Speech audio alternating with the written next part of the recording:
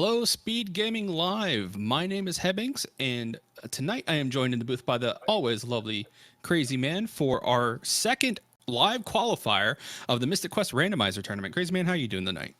Pretty good. How about yourself? I'm doing all right on this happy Labor Day. Nice day off from work. Always love it. And tonight we are featuring Tybalt 2010 and Judge Joe on screen, but they are 2 of 14 runners in our qualifier tonight. And Crazy Man, if you could, yeah, go ahead. Well, yeah, and so just to go over some things today. We have things like the go mode for us is anywhere from 16 to 32 fragments. Tonight's is going to be 23 fragments, which is an average time of 38 to 41 minutes. Other than that, we also have Overworld Shuffle. You can get mostly anything in any realm, and as well as Spellbook Shuffle. All of these learned sets are completely randomized between all 4 of our companions, and then also companion shuffle. We can start with anyone or find them in temples, normal areas, Rope Bridge, and Phoebe's house. Yep, and it looks like our runners are getting ready to kick off here. And as a reminder for chat, our runners are on a 10-minute delay tonight. So anything we comment has already happened. So there's no way we can pass on a commentator's curse. Is that right, Crazy? Yes, Lord, that would not be fun.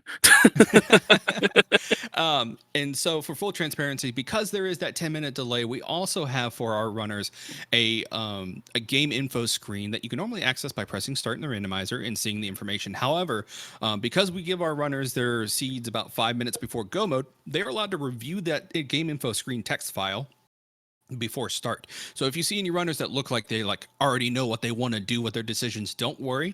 This is all pre-provided information because we have shuffle resistance and weakness setting turned on for this randomizer tournament, as well as the chaos spellbook, which means our companions could have any list of any sort of number of spells.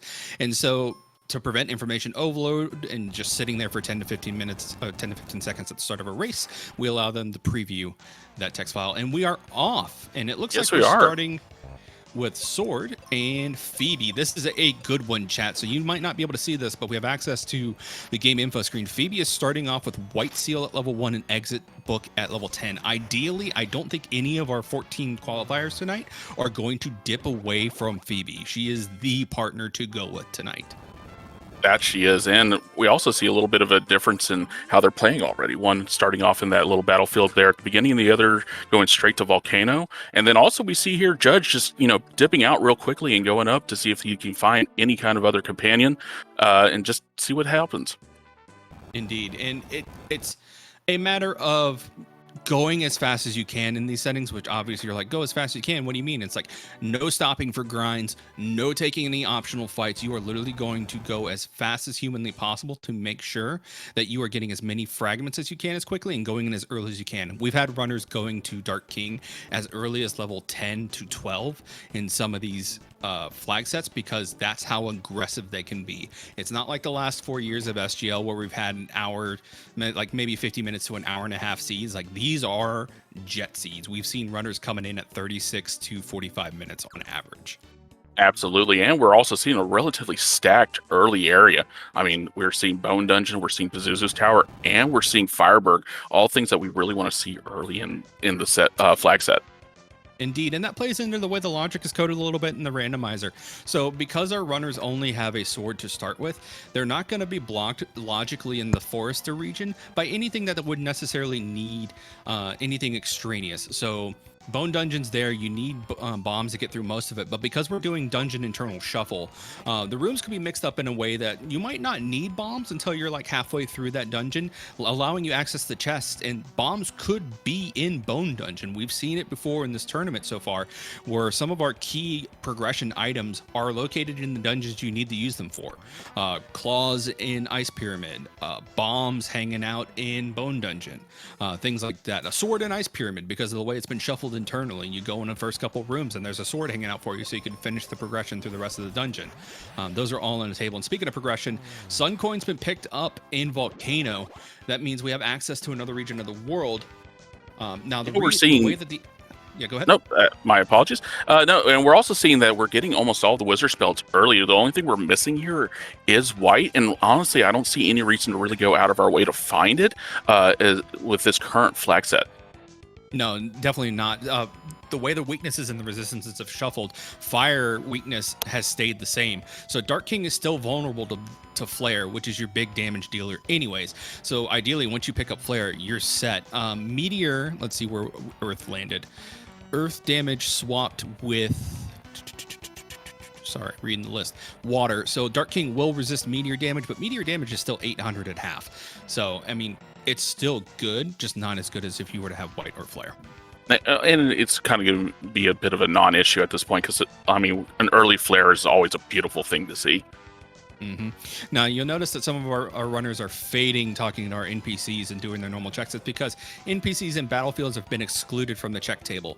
It's literally just brown box shuffle. You do not need to do any quests. You do not need to do any companion check-ins. That means items such as Tree Wither, Elixir, Captain's Cap, Thunder Rock, all those stuff are basically dud checks. Talking to Spencer is a dud check. Venus Key is a dud check.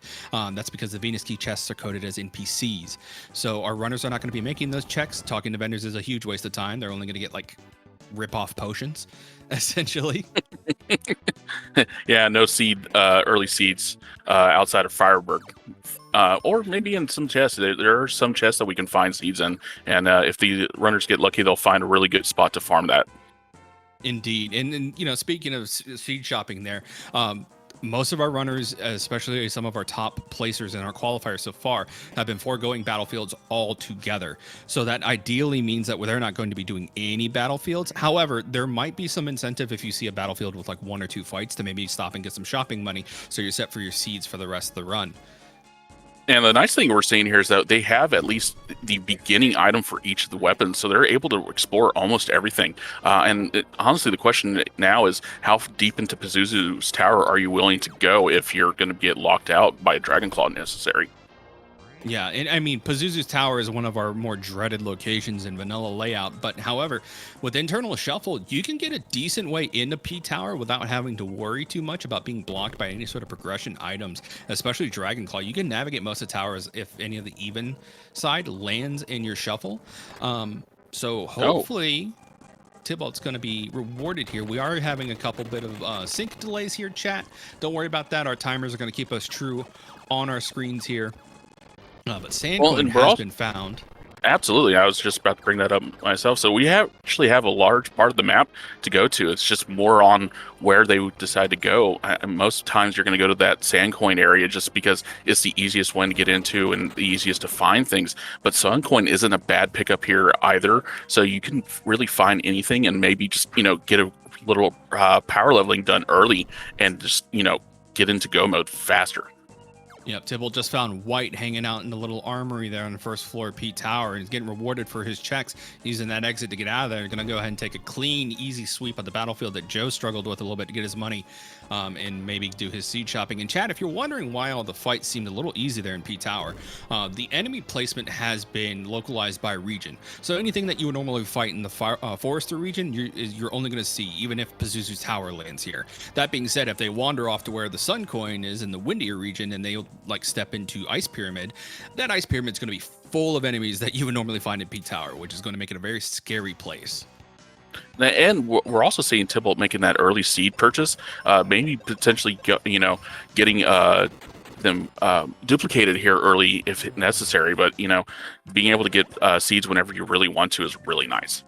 Yeah, and those who don't know, seed duping is executed by setting your partner to manual, queuing up a seed usage on Ben, pressing B to back all the way out to the run menu, running from the fight. It basically prompts, it manipulates the storage memory and the way it's spaghetti coded into this game. There's like a full breakdown of it in our Discord. We've talked about it ad nauseum, but that's a quick overrun of how to execute it. I am surprised neither of our runners have left the Forester region yet. I'm kind of surprised as well too, but I don't see it as a bad thing because you're having two areas here with Bone Dungeon and Pazuzu's Tower having a lot of checks. So maybe their thought process is get all these heavy checks done early, and then we can move on and go into some lower end checks. Yeah, for sure. I mean, if you can full dive it, get it cleared out. And these are relatively dense locations. P-Tower and Bone Dungeon, surprisingly chest dense for the regions of the game that they're in. You wouldn't think they would have a lot of chests, but you look at it on the little spreadsheet we have broken out, and they're pretty rich in checks. I'm waiting to see one of our runners press select on the overworld and scroll over to the 2 regions to decide which one to go to next. Hopefully we see that tonight. It's a great feature and a great skill to develop during the tournament. Yeah, yeah, and understanding how the map layout is and everything is really big for a lot of like our high end and all the runners that we have in this the seed right now. The other big question is how deep are you willing to go into other dungeons like Ice Pyramid or anything else that you may be hesitant to go into because of how large they really are. Yeah, I think at this point, with P Tower being the layout that it is, the only big contender for if you want to deep dive it or not would probably be Tree. And that one's going to be a little weird. I wouldn't say rough, but weird. Yeah, the Tree has always been a little bit of an interesting place to end up at for our runners. Indeed. It's like half of it you can navigate without claw, and the other half you can't. And thankfully with the recent update, we've also gotten rid of an interesting little bug that was happening where you could end up getting locked into the tree and just not being able to go any further without exit or something like that. Indeed. Now, thankfully, both of our runners are sticking with the best girl partner anyways, and they have exit available to them. But if that wasn't the case, that would be a little bit of an issue. Tybalt going to go ahead and cut down these tree here to see if there's any he can access with the Libra Crest. If he lands inside of a tree house that has any shards, that'll be a huge gain in terms of getting closer to that 23 shard count. Both of our runners still below 10 shards each, if I'm not mistaken. I think they're sitting around like 4 or 5. Roughly? Yes, I believe it's between 4 and 6 currently. Yeah. So the introduction areas, while a little rich with items, has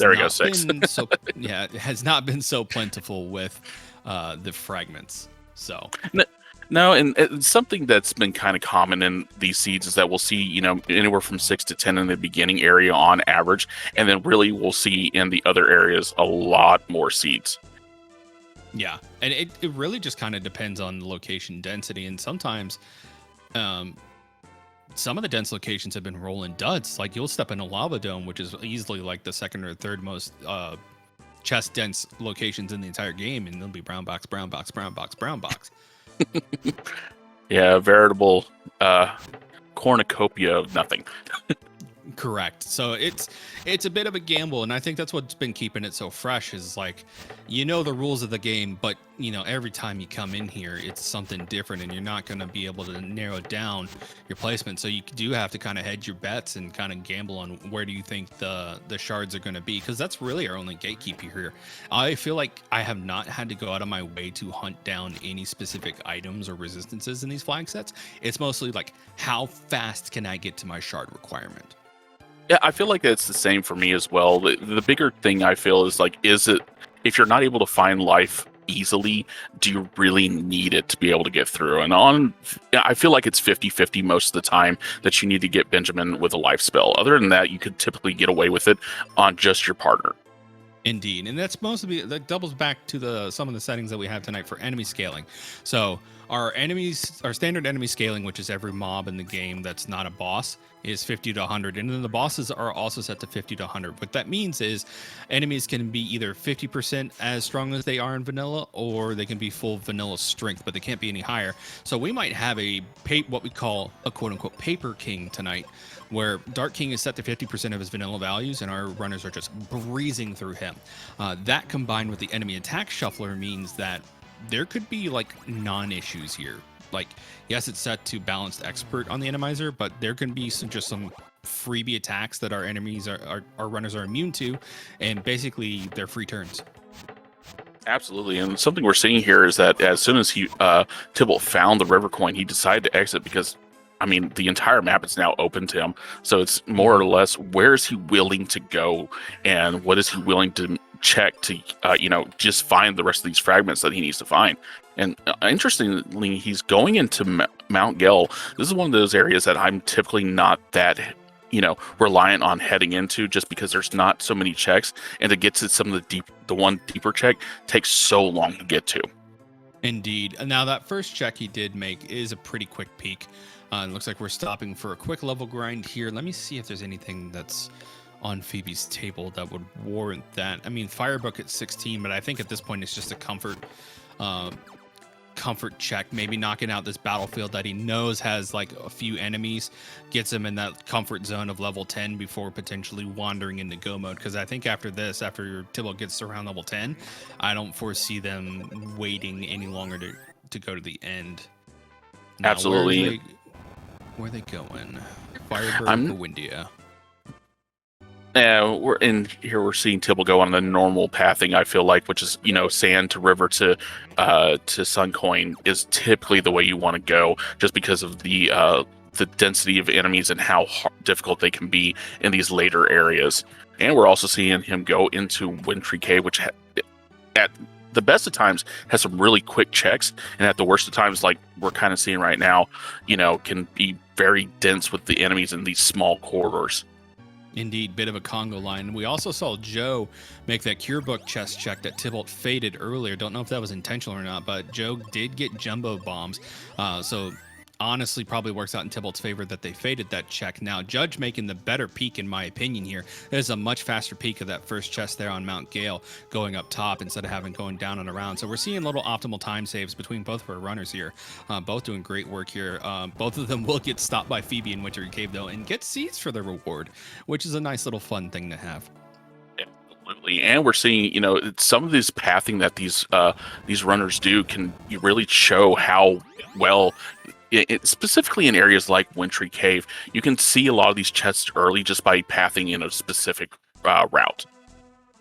Tybalt now having full range of the crest warps available to them. That could be a good or a bad thing. Going out of your way to do some of these crest warps only to be not rewarded can feel bad at times. But on the other end, if you do get a goodie for going in one of those crest checks, it feels great. So good and bad thing there. Yes, and I mean, but the other interesting thing is how dense the crest can be. One of the things I learned is that Libra has typically 4 to 5 checks. Gemini has 5 to 7, and Mobius is the heavier of the three, with anywhere from 6 to 7 on average. Now, Judge Joe going to the windier region. This is a bit of a good and bad play. I think for the firepower, we're not going to see too much of an issue on Joe's side. He is going to level up faster if he takes any fights in this region, just because the XP game between Windy and Fireberg region is pretty nuts. There's Tristram. Everybody wave hi to Tristram.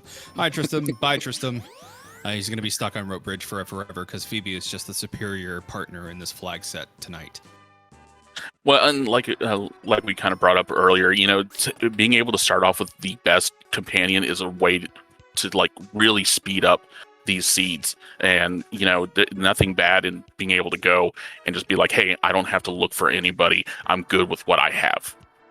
Indeed. Judge running through Ice Pyramid here. Honestly, one of the I think it's like the second most dense location, or the most check dense location in the game. So honestly, great play from my perspective. Tybalt, meanwhile, blazing through some of these other lesser check locations, just making quick work of them. They are not nearly as dense, but they are very, very fast checks. Mines is a quick in and out, I feel. They check like 2 or 3 other crest locations. We saw Max ship. I don't think we're going to see anybody going on ship. I don't think I've seen anybody go on ship this entire tournament, to be honest. I mean, I feel like it would be one of those things where it's like you have to be in a desperation mode to be able to go on ship, because it's out of the way. You have to go through several, different other things to even get there. And then once you're there, you have to like kind of finagle your way around in there to be able to find all the chests. Indeed, and with Doom Castle shortcut turned on, you don't even need to go to max ship to get to the end of the game. So at that point, it's a bit of a waste of time, unless we roll the highest end of fragments at 32, and you are just hurting for those last couple, and you're like, man, I have ship available. Let's just get it out of the way. Absolutely. And what I feel like it's kind of, oh, there we go, Tybalt finding life. So now we're kind of in really just, hey, let's find these fragments and just go, because they have the firepower and they have the ability to just keep going. If the companion goes down with Phoebe, or if Benjamin ends up going down, they're both able to bring each other back. Yeah, Joe being punished here by not being high enough level, unfortunately. I mentioned earlier that they have the firepower, but it looks like these windier region enemies rolled 100% HP, so not able to finish them off with Phoebe, and they rolled status ailments. They are the worst, and they are just wasting Joe's time. I'd be surprised if we didn't see a console reset right here. Phoebe is resistant to wind. They rolled wind, and there we go. There's a down. Hopefully they made a save. They did not. Tybalt, meanwhile, taking on Jin. This should hopefully be a quick in and out fight, but we never know. Jin is vanilla resistant to fire, so if we pop off a flare, it's only going to be half damage. And yeah, this is a bad fight, and I don't think there's been a backup save. So Joe's just going to have to puzzle their way through it at a bit of a time loss on screen, unfortunately. Well, and you know, it's one of those things where it's like, do you save often? You know, going into the menu, is it worth it to save as often as necessary? You know, that's the kind of things you have to think about in the long run. Is that do you want to save and maybe get out of these kind of situations, or do you just, you know, keep going and do whatever you need to do? Indeed, it's the duality of these hazard situations. Do you save and have the backup net, but waste about the 3 to 4 seconds that it takes to make that save, or do you power on through and hope that you have what it takes to get through them safely? And unfortunately, sometimes it just does not pay off. But thankfully, Joe did get a nice lineup there and made it through that fight, no problems. About the third time through, and thankfully the second death was really quick. So hopefully. Not a bad situation there, and these old men should hopefully go down. I dislike these wizards this whole flag set. Yes, and especially when you're in the windy area, they always like to be able to, you know, hit back at you relatively hard with their counter. And the one thing I've noticed is that Judge Joe did not pick up seeds, so that may be a thing that ends up hurting him in the end. But we're kind of early on, and so that could be a good thing. It could be a bad thing at this point. Yeah, I didn't pick them up from the store, but somehow I think they've got like 12 seeds on them from somewhere. They must have gotten some lucky drops here and there, which is working out. So they do have seeds available. I just don't think we saw them shop for them at all. No. But yeah, I did spot some in the inventory. So there are some available, thankfully. And I mean, 12 to 20s. I mean, 12 to 15 is really all you need to get through this flag set, I feel like. Absolutely. Tybalt already up to 18 shards I'm seeing on the right-hand side here, so making quick progress away from the 23 that we need for tonight. Just 5 more on Tybalt's end, and they are in go mode. I did not spy how many Joe has left, but with exit available in Phoebe's inventory, as soon as they hit go mode requirement, I'm pretty sure they're going to dip on out. Absolutely. And one of the other things we're seeing about Ice Pyramid is that these enemies like to get in our way fairly frequently out here. Unfortunately, yes. But I was going to say doing good to get by them. There we go. Phoebe's free. Get him. Meanwhile, Tybalt getting to the life temple check, not running up to check the old man, not bothering. There's a chest behind him, but honestly, it's a pretty slow check having to talk to the old man. Let's see if Grandma and Grandpa are going to pay out tonight. Christmas presents? Already got our Christmas presents. Cool. And now we are seeing, so it looks like Joe has 13 compared to Tybalt's 18. So, you know, depending on where Tybalt goes, he could be in go mode here fairly quickly. Indeed. And now Joe is catching up level-wise, though. There was about a 5-level difference between Joe winning before Joe went in the Ice Pyramid. Now he's already level 11, only 1 level behind. So making up for that pain there a little bit by getting some good level advantage on. If Tybalt hits a wall with 100% King, anything could happen here. Joe could overtake at the end here because, like we all like to say, the King is the great equalizer. King could be made of paper mache, or he could come bring in the big guns and put you in a world of pain. Yeah, in the seed I ran earlier this week, I definitely felt that. I hit a DK with every percent HP attack possible, and it was just Indeed. like, oh no. And a huge find from Joe there. That Cupid Locket is a great safety net, not required nearly in the slightest. And Tybalt's about to find it too, but hitting Cupid Locket is like a huge saving grace. I feel like Confusion's like the worst status ailment in the game to get hit by. Especially if you're running, a campaign with Flare or Meteor, and they end up rolling into that. Oh Lord, you're going to end up just like dust in the wind. Indeed, and we're seeing the great bridge here being tackled by runners who are at varying levels of comfort with the randomizer. I think Joe's a little newer to the scene, so you saw a couple stutters there. Meanwhile, Tybalt went on that a little bit more smoother. You'll notice that as you watch some of more seasoned runners tackle that bridge, some folks won't even stop. They just like go, and there's no issue at all, while other folks are a little more unfamiliar with the speed hack and how it feels still, so you'll see them tap running or taking their time, because falling here is a huge waste of time, unfortunately. It's like a 10 to 15 second retread back up here.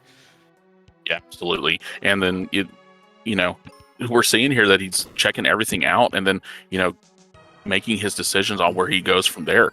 So the big question here is he going to fight the ice golem if there's a chest behind him, and if not, is he going to leave and immediately try and go to somewhere else?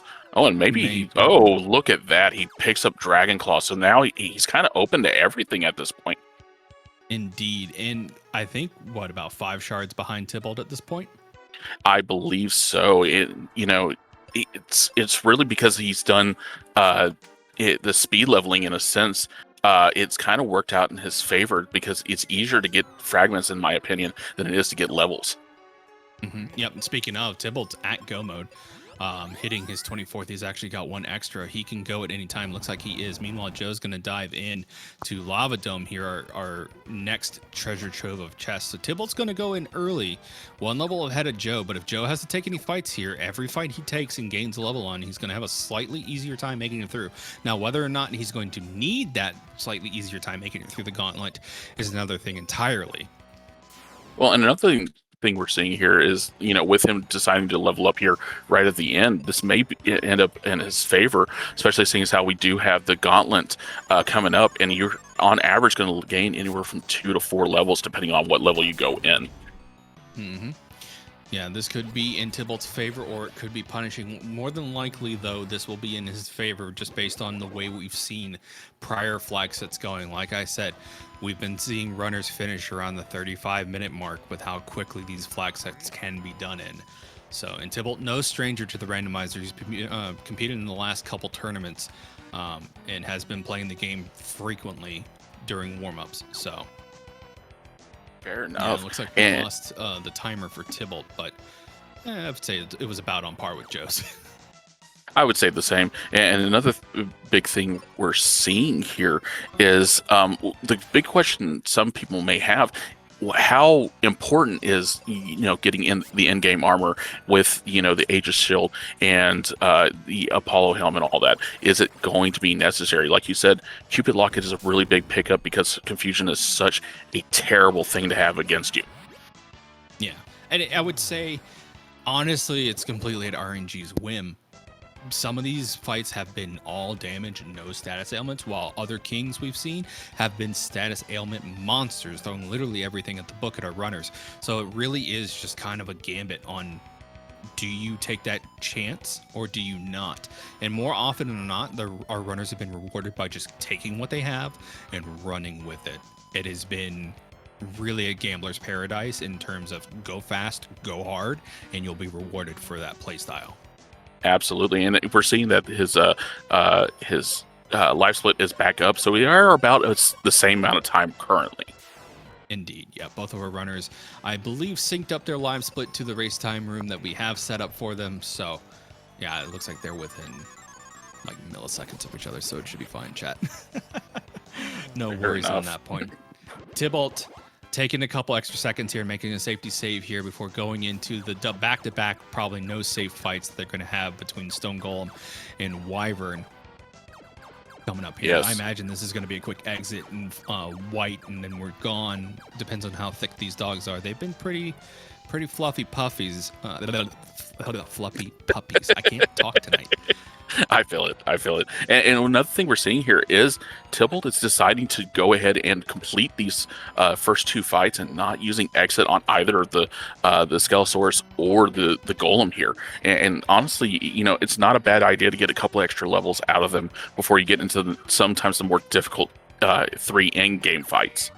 Indeed, but with the runners caliber that we have for this tournament, those extra seconds could cost you the race, especially as we get to the more seasoned runners. Like we'll see runs split between seconds of each other in this tournament. I do not have any doubt of that in my mind. So we'll see if the caution pays off or if they should have just exited and gone on. Meanwhile, we're making our way over to Wyvern. What rolled water? It looked like Earth did, if I remember correctly. So yeah, Wyvern's going to take extra damage from those meteors there. Fun fact, you never see us cast snowmans on this big dragon because it's slow and doesn't do a lot of damage, but big damage. Look at that, 3661. That feels great. And the bigger thing here is that, you know, with these the resistances being shuffled around as they are, we're seeing a little bit more playstyle happening in these fights, which is kind of a nice thing to see. It shows off a little bit of your knowledge level and how well you're able to read these seeds and see what you need to do at the end. Indeed, yeah. Unfortunately, here we're not gonna have any big damage payouts here for Jerkbird. Air rolled into water, which we don't want to see snowmen, and projectile rolled into holy, and our runners are not high enough level to instant life to death. That would be too long of a grind. I believe you need to be like level 37 to pop that off, and we're not going to see that anywhere near close to this tournament. No, in no way, no how are we ever going to see anything in the 30 level range, in my opinion. It would have to be a disastrous seed for us to even get to that point. Indeed. So we go back to the old standards of white and flare and holding on to a prayer. Headbutts hitting a little hard for my liking. Ooh, Sky Attack. That's going to be a rough pickup from Tybalt. Hopefully he can outspeed. I think this is on the turn for Psy Shield, so we should be good to see a Phoebe pick up here. Ben might go down. Ooh. Nope. That's a wipe. There we go, and we're seeing sometimes this lower level grind, you know, can end up hurting you in the end. But you know, it's not a bad thing. You know, you're trying to go for speed, and sometimes, like you said, Jerkbird's going to be Jerkbird. Indeed, and I'm waiting to see Joe's progress here in Dome. 21, literally 2 shards away. So as soon as we get our 2 shards, Joe is going to be making their way through the gauntlet here. I have no doubt in my mind. Probably making their way over to Fireberg now. Meanwhile, round 2, Electric Boogaloo here on Zuh, making quick work of those enemies. Not even bother to kill them with Cure this time. Just going straight for the Flare White combo. Probably going to be a little more mindful of HP now that we know Sky Attack's on the field. Absolutely, and we're also seeing some really great adaptation on Tybalt's part. Seeing how this fight went out the first time, he's made that great adaptation of just going, you know what, you know, kind of preempt that Sky Attack at certain times, but you know, go the entire time on the white and flare out. Indeed, and Jerkbird already posing for the portrait here, already down in phase 3. There's the confusion out. Let's hopefully, there we go, manage to outspeed Phoebe. Rare, but it can happen. Get a bow shot off. Not going to do a lot of damage, but hey, some damage is better than none. Blind is fine. We don't need to see to cast spells. Going to go ahead and get a couple spell shots off here. And I imagine this Jerkbird will be done relatively soon, hopefully. Yeah, one of the things I like to say when someone gets blind is like, you have to look cool when you're casting flare. Yeah, yep, you never look at your own explosions. Correct, and same thing goes with explosives. Down goes but yeah, you do not need to be able to see to hit with explosives and spells in this game, chat. You could literally be blind and still hit that barn. Going up for the final fight here. Meanwhile, just scrambling for those last couple shards here. I think they already got them while we were busy watching Tybalt's feed here, so they're on their way through the gauntlet though. Tybalt on King though, so unless King decides to be extra angsty, we could say Tybalt take it here on screen tonight. That being said, there are other runners, so just because Tybalt finishes does not mean they finish first place in our qualifier tonight. Let's see how this King lines up. And we're seeing some relatively decent damage output here. So the question here is how many turns is it really going to take, and how much HP is each of our 4 zones going to be? Is it going to be heavy early and lighter late, or is it going to be, you know, relatively even all the way throughout? Yeah, and another factor to consider is phase 1 and 2 have different attack patterns. Phase 3 and 4 are lumped in together, but that's also a third set of different attacks. So depending on what phase you're in, sometimes you want to see them go by quicker. If you see a relatively high status effect phase and you can push through it, I'd say push through it as fast as possible. Get those status ailments out of here, especially if you haven't rocked any of the tier 3 or 2 equipment to prevent those status ailments from going off. Absolutely, and one of the things I've seen a lot recently is this second phase just being a bit of a troll a lot of the times, where he'll either hit you with some heavy like sky attacks or something like that, or he'll hit you with everything like confusion and everything all, back to back to back. Yeah, hitting you with the kitchen sink, so to speak. Joe coming in at level 18, only one level higher than Tybalt here, making quick work of Rex and Golem, not taking any XP at all, just going straight in for the damage, trying to catch up as quickly as they can with Tybalt. Of course, they don't know how far behind they are from each other. They're just trying to race as quickly as possible, but both of them have to be feeling the pressure. We've seen times finish at 33. We've seen times finish at 32. So I'm sure some of them, it's in the back of their mind is like, we're getting close to people who are probably going to be finishing soon. I need to go. Yeah, the question here is, on average, how long is this DK going to take compared to everything else? And in my opinion, I've seen it on average anywhere from 5 to 10 minutes. Yeah, it can be a long haul, even if it's at 50%, just because of the way that triage plays out. Just because you have a thin king does not mean that he's not hitting hard. He might be made of paper, but he's a glass cannon, and he's coming for you every time. That's why we still call King the Great Equalizer. Absolutely, and leading into that, sometimes you're just sitting there with your companion hitting life spell after life spell, where you're just trying to do as much damage with Benjamin as possible. Literally out here fighting for your life. Joe taking on Jerkbird now, while Tybalt plows through phase 3, and probably making their way on to phase 4 now, based on the HP pulls I've seen. I think another turn or two, depending on how the triage plays out, and we'll see a phase shift here. Ooh, hopefully. Phoebe self-life cast. That was a bit of a risky play, but it paid out. Absolutely, and the nice thing here is that with Phoebe being in the party, she has such a high magic stat that it really doesn't matter what she's casting. She's going to hit, like an absolute nuke sometimes. Yeah, another interesting thing that we haven't seen play out, so it's going to be in Tybalt's advantage here. Judge Joe did manage to hit the level 23 threshold for Phoebe to get her next tier of equipment through, so she'll get the immunities to the 2 status elements and get the resistances to all the elements that she normally would, including Drain. Meanwhile, Tybalt's at 22, so he's 1 level short, but that's not playing into our final fight here, so it looks like playing risky is going to pay out for Tybalt here tonight, unless something catastrophic happens on screen. And again, that's not commentator's curse, because 10 minutes has already passed. Absolutely, and here we are in this final phase for Tybalt, and the question is how many turns is it really going to take? Is it going to take, as few as 3 or 4 turns, or is it going to take, a little bit more turns than that? Joe in a precarious situation here with the most dangerous enemy of them all. Confused Phoebe. Hopefully this pays out. Playing it risky. Risky paid off. Meanwhile, Tybalt, that is time for Tybalt. Clocking in on screen a 34, I want to say about 57. Time is when Dark King flashes red. We have an official time in the racetime.gg room of 34:59. So that is GG's for Tybalt. Get them out on screen. I will go ahead and hold off until the rest of our runners finish. But I will say that Tybalt did not finish first tonight in our qualifier. And Joe's coming up now. Let's go ahead and get our good luck here in here for Joe. Let's hope for a good fight here. Of course, I want to see all of our runners do well on our screen here tonight. Just not just Joe and Tybalt, but everybody. I want everybody to have a good time, since I did help make these flag sets and I helped set up the tournament. I want everybody to enjoy themselves. That was what kind of went behind making these flags, is I want them to be fun. It's not fun to have a painful fight, in my opinion.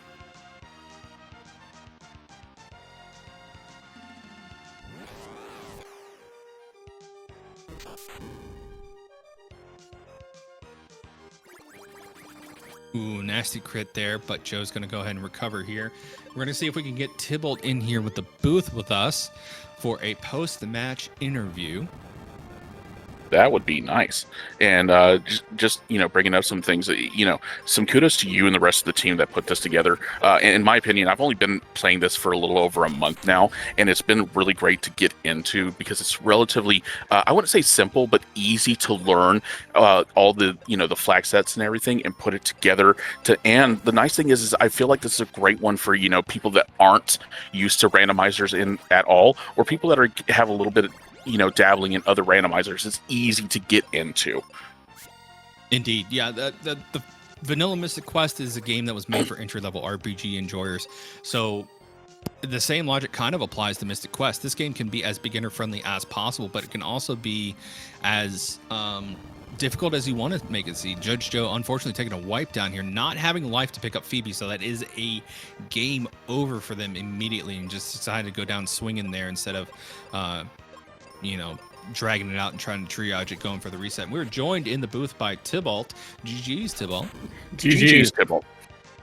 How did how did that feel overall? It looks like you went through relatively quickly, played it a little aggressive there. How'd that feel overall for you?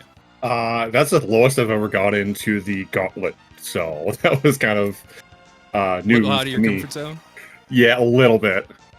Lately, I've been going in there the normal though. 800. Yeah, I mean, I had the gear, I had the offensive. I'm like, I gotta go. Like, I've been too laid back lately, and I gotta all these other mad cats going on, and I gotta catch up somehow. We were saying earlier in the booth, it's like we've seen people finishing around the 33, 34-minute mark.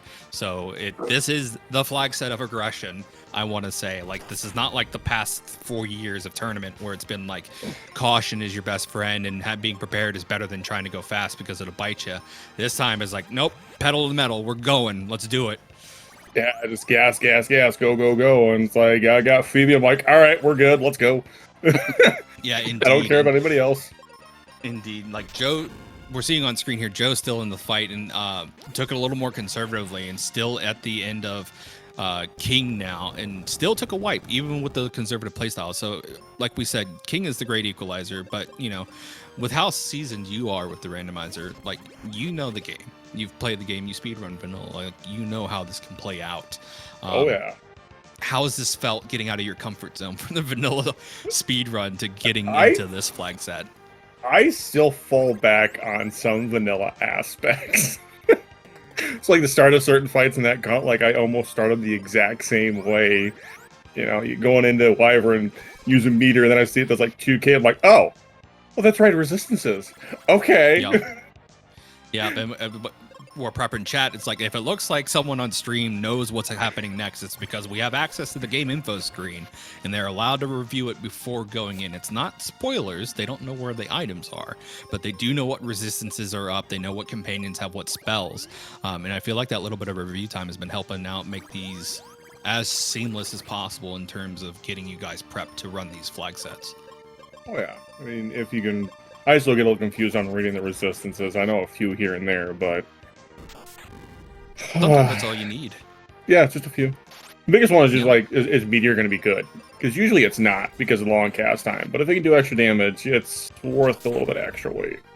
What is it? 3.4 seconds for vanilla Meteor cast versus a 1.5 second white cast / flare? Yeah, but if you're doing an extra 1,000 damage, like... Yeah, you know, big damage, big money, big numbers, do big things. I'm a little perturbed at myself because I realized I picked up too many shards. I picked up the 24th, and I'm like, I gotta go. What am I still looking for? Why am I still here? I should be gone like yesterday. Exactly. But yeah, no, it's overall, I think it was great execution on your part. You made a gamble play that really paid off for you. We saw Joe go into Windia region before you, and you guys basically diverged, and you went into Fireberg, where Joe went into Windia, and he got punished a little bit in Pyramid early, which has cost him a little bit of time. He had a couple deaths at a fight that was particularly nasty formation, whereas you sticking with the tried and true really paid off for you. Yeah, I've been burned going to Windia earlier. Windia encounters are not fun. They are That is time horrendous. for Joe, by the way, clocking in a 41-0-0. Let's get our GGs in chat for Judge Joe. That is going to do it for our on-screen participants. Sorry to cut you off there, Tybalt. We'll see if Joe can get in here with us, too. We'll have you to commiserate over that seed. Pick both y'all's brains for the post-match interview here. And so now that our on-screen runners have finished chat, while we get Joe in here, I do want to go ahead and lay out some of our qualifiers that have finished. We do have still 2 runners still going, so make sure you don't go into their streams. Let's let them finish in peace. In first place, we have Farfaloo finish in 34 minutes and 5 seconds. Second place, Tybalt, 34:59. Happy Artea finishing with a 36:50. Sir Lancelot with a 38:34. Possum Morpheus with a 38:38, 4 seconds apart from each other. Two very good runners. 10 coming in with a 38:43. Ips T coming in with a 38:53. Ultimate Derp 39:27. Joe, you finished with a 41:02. This dude speaks with a 41:09, and Dino Dad finishing with a 46:20. There has not, like, this top 10 is within 7 seconds of each other. I mean, like 7 minutes of each other. That's wild for these tournaments. Usually it's a little bit of a wider gap, but y'all have been upping the ante every year. I feel like we have a very good range of runners here, and we are joined in the booth by Joe. GG's Joe. How are you feeling after that one? A little disappointed. I was hoping to place a little better, but had a good time. Yeah, no, and this is not a bad time by any means. Like, the numbers I just rattled off, like, you look at the names associated with those numbers, and these are tried and true runners of the game who have been playing this game for a long time. They know it in and out. So to have times as close to them as y'all have is really fantastic, and it really gives me hope for the tournament that anything could go. Hoping that overall this time squeaks me into, say, a 14th, but if not, I did have a good time with the qualifiers. And I mean, we still have that last race. So the way it's going to work out, chat, before we get into our interview proper, after qualifiers, our runners are going to take their 2 best qualifier times. They're going to be averaged together and given a point scoring. And then our golf strats, lowest to highest 14 scores, are going to be put into the bracket proper. Everybody else is going to participate in one final race, and the top 2 finishers of that last race are going to be put into our 15th and 16th bracket, respectively, and be entered into the tournament proper. So there's still, even if you don't place top 14, there's still a chance you can make it into the tournament proper. But Joe, I mean, you just finished. We've been picking Tybalt's brain for a little bit. How'd you feel about that seed overall in terms of your routing? We saw you took a little bit of a beating there at Pyramid going to Windia before Fireberg. I mean, what was going through your mind through that? Were you just like, let's power through this, let's get through this? I know we have the RNG and I know we have the damage. So part of it is beat a little doer. Don't know distributions, like density of locations. So I know Pyramid is almost always good. Yes, I was early, but if I could push through it, that's just going to jet me into really solid endgame XP for even if I don't have life. So I did like it, but there was a bit of a sky attack incident. Water hags having that is not nice. Yeah. But yeah, indeed. And I mean, you did the best you could with what you had. Yeah. Yeah. Probably needed to go and dip earlier from some of these longer checks with when there's places like mines, Wintry Cave that I have a chance of nicking. There were the 2 very easily accessible chests back in Tree if I went back there. So there was definitely some things I could have gone to, but it's hard to know what's going to be best. Part of that's rando, and in a lower shard count, sometimes you do have to dip or gamble and push. Indeed. Yeah, you have to weigh kind of your formations versus your chest densities. And I feel like from what we've seen, it feels like going for the easier / more dense locations has been paying off for our runners in these flag sets in particular. It doesn't seem like risking it in some of the higher difficulty regions has been paying off for our runners a lot. That being said, sometimes it does. Sometimes you hit the jackpot and you're in and out. But again, that kind of comes down to what you said is the gamble of things. So let's go ahead and kind of pick y'all's brains about a couple things here. So in terms of the refights, Tybalt, I saw no exits on Rex or Golem. Was that part of you feeling underleveled, or? Yeah, I was getting extra levels, man. Yeah, I guess I was like, the only time I think I've seen Tybalt not use that, because we know know that you can use exit on. It's like, if he's not using exit, he's probably feeling underleveled. Yeah, I'm going to gain at least 2, maybe 3 levels, depending on where my experience is going through those 4 boss fights. I want the extra experience to give men more life to go up against Dark King, because, maybe you have 6 pseudopod, maybe you have, the nail, some that does 600-700 damage, and if I'm under 700, well, good night, Ben. And no. Yeah, indeed. And like chat pointed out, like sometimes if you go Windia early, like Joe did, you don't have to make that grind. But with you sticking to, easier regions to make your progression grind, you didn't get quite as many levels as I feel like you would feel comfortable with. But again, with these flag sets, we've seen people finish at like 13, 14. So It's definitely on the table. If you've got Gaia armor and you've got these armors, like I had most of the top tier armor, but I didn't have Gaia, which is a huge amount of defense. yeah, I was still rocking just base. No, I had Noble. So I mean, Yeah. So I guess that can be a good question for both of you, and we'll start with Joe. In terms of y'all's comfort items, like what do you feel most comfortable with going to the end with at a bare minimum? And we'll start with you, Joe. So I don't really know all of the abilities, all of the resistances you get. Like I know Aegis Shield, Cupid, Lockheed, Paul Helm, just getting them is amazing, but like the big thing if I'm gonna feel comfortable, just having the ability to have life my support, it's a comfort feel. If I don't have that, I know it can just go pear-shaped. The first group race I did, I ended up not having life, and Dark King was real bad that time, and so part of that is why I did take some extra encounters. I took some optionals because I was in the Windia region and had the power, but if Dark King's... It feels like with the rando ones, you're not seeing over 700 often, so the difference between 600 or 800 doesn't feel like much on Benjamin. Yeah, he's kind of like your floor hugger anyways.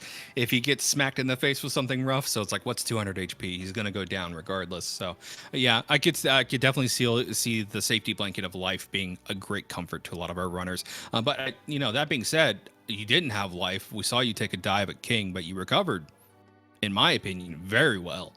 So we could see that practice that you've put in really like helping you adapt to that strategy. And I think you co-opted essentially Madam President strats while still sticking a little risky, dipping in a little bit more defensive, more triage adjacent, but making it to where you could still be a little aggressive while still powering through the fight.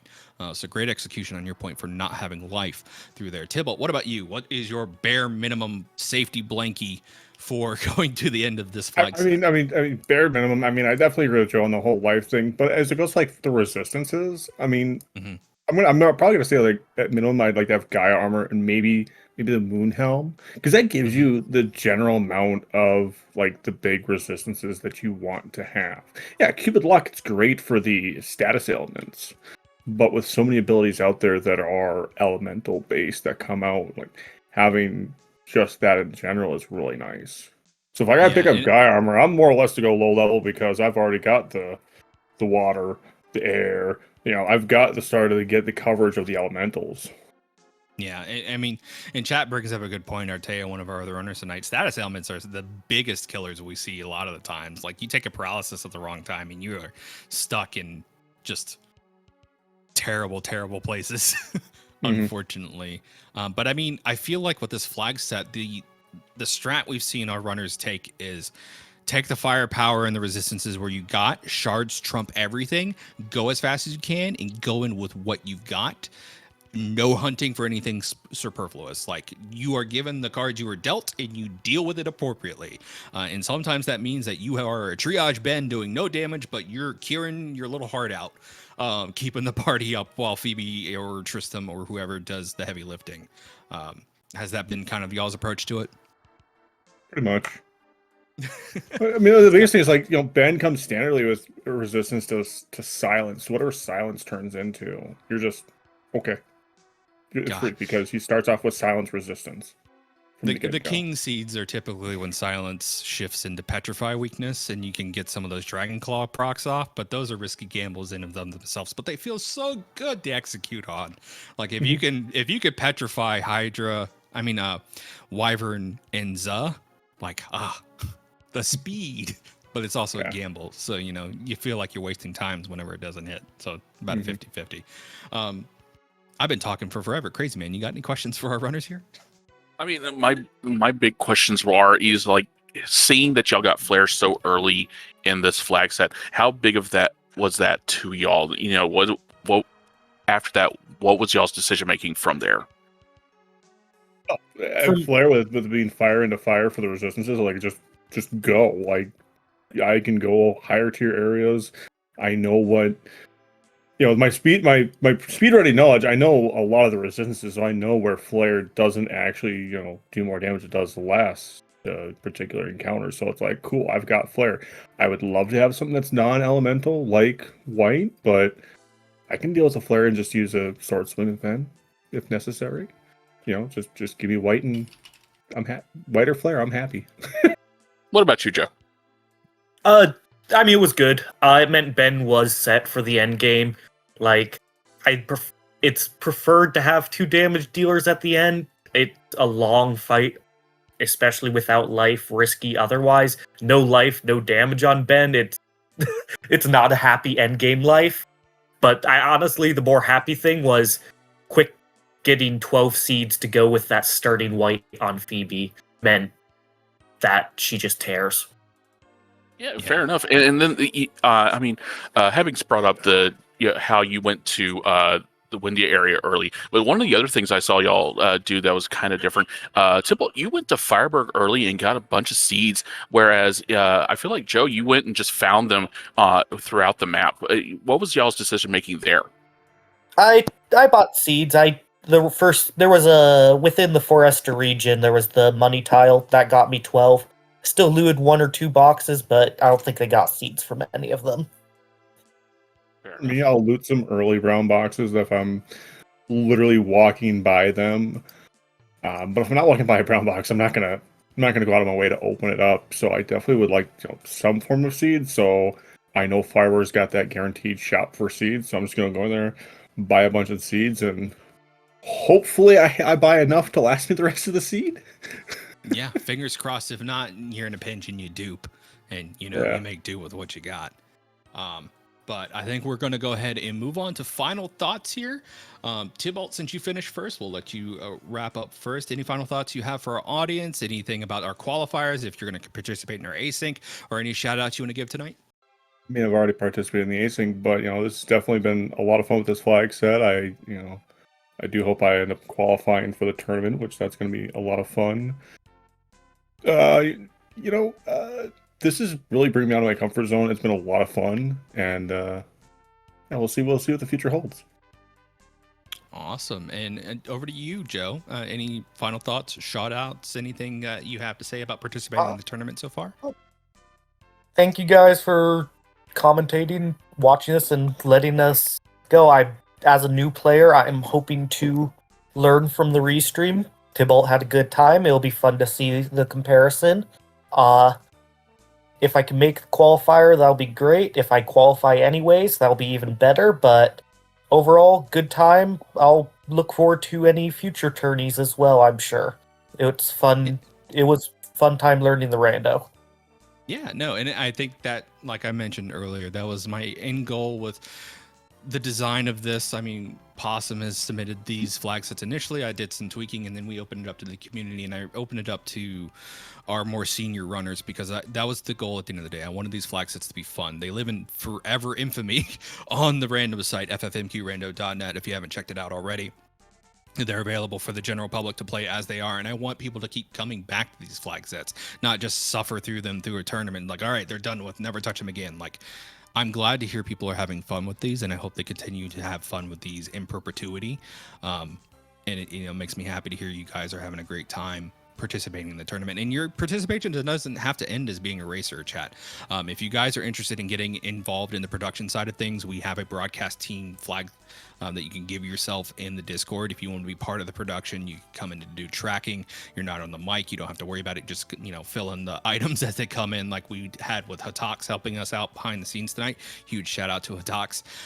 Or you can help us organize some stuff or just do some general room management. Or if you feel comfortable talking in the mic, we can bring you guys in, get you in with a seasoned broadcaster, and get you in the broadcasting seat as we get further into the tournament. Your participation does not have to stop here.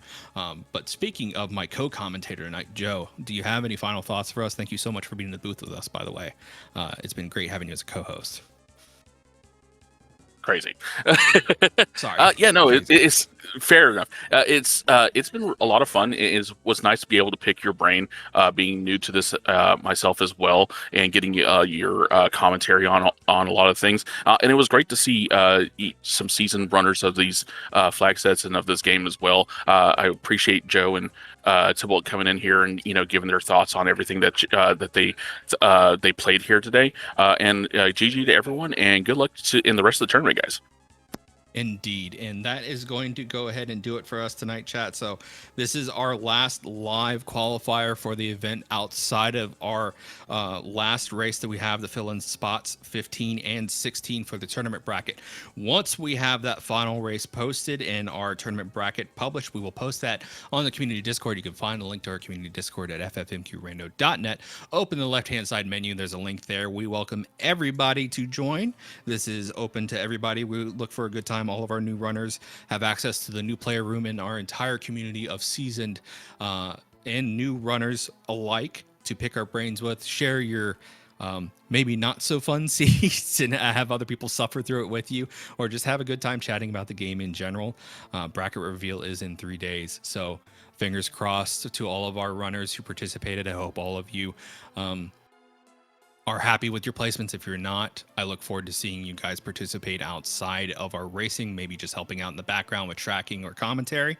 And that is going to go ahead and do it us for tonight again. And shout outs to Hatox again for tracking, Wildham for helping us get set up on the administrative stuff tonight and managing the Racetime GG room for us. And we're going to go ahead and throw it back to Speedgaming for their stream to go back. But that's going to do it for us tonight. GG.